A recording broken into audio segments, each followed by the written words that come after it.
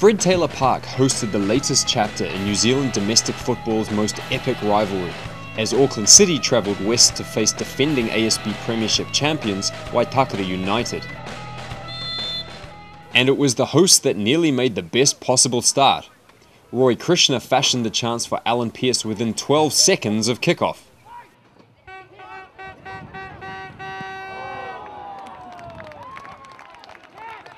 Waitakere had the better of the opening 20 minutes, largely camped in the visitors' half, so it was somewhat against the run of play when City opened the scoring in slightly lucky circumstances.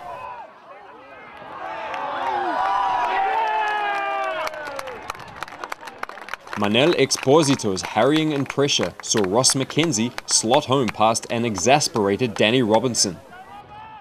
Not long after taking the lead, City lost right-back Chad Coombs with a damaged knee, but his replacement, Luis Corrales, was soon his usual busy self.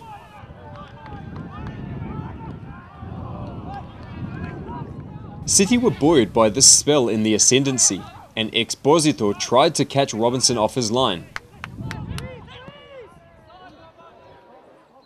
To no avail this time. Minutes later, the visitors extended their lead, and despite some excellent approach work from Exposito and Ian Hogg, the finish from Danko Koprovic carried a healthy dose of luck.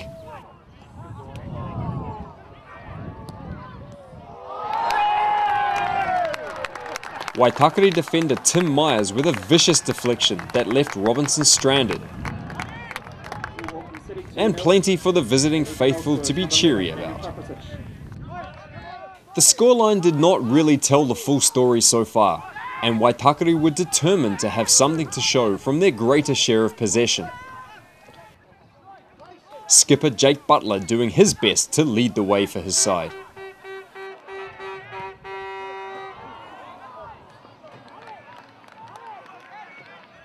One stat that favoured the hosts was corner kicks.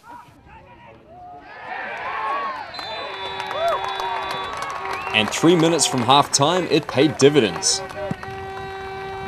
Ross McKenzie curled in Waitakere's 10th corner of the match, and City keeper Jacob Spoonley unable to keep it out. City could have, and probably should have, restored their 2-goal margin right on half-time, as Exposito found space at the far post.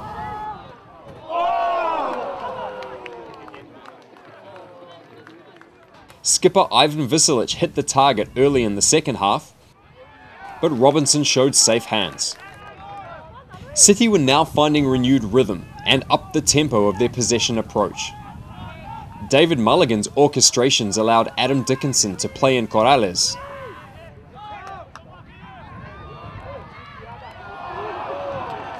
And the Costa Rican really should have buried a chance of that quality.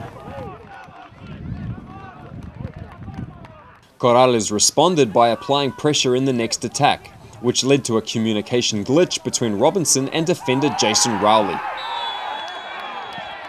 Referee Peter O'Leary blew for the deliberate back pass and presented City with a free kick in what is generally known as David Mulligan territory.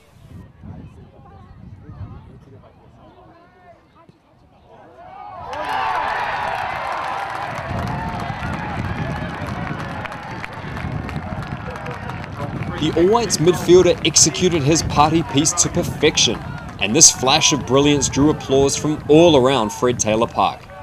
City now 3-1 up. The hard-working Adam Dickinson had ploughed a lone furrow up front for most of the afternoon, but very nearly reaped a reward with this bullet-like left-footed drive.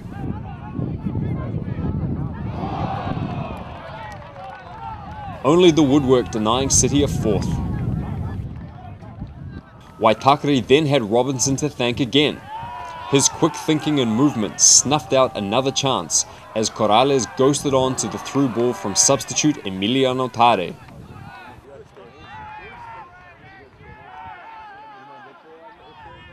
The defending champions had one last chance to pull back a second, but for all their tidy approach play, the final effort illustrated that this was just not going to be their day.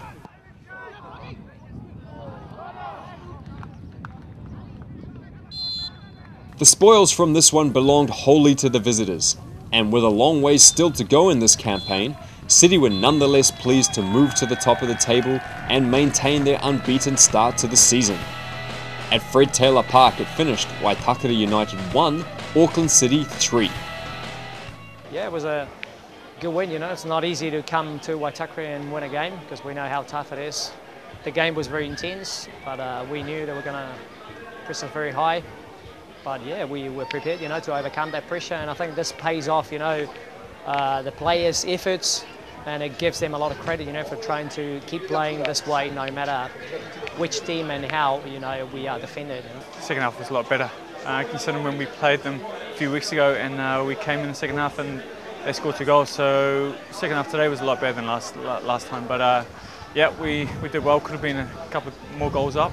I've scored a couple of that type before, and once I take a touch, he's moving to his left, so all his weight's on that side, and I've just dinked it the other way, and yeah, so nice top corner. So I'll take that.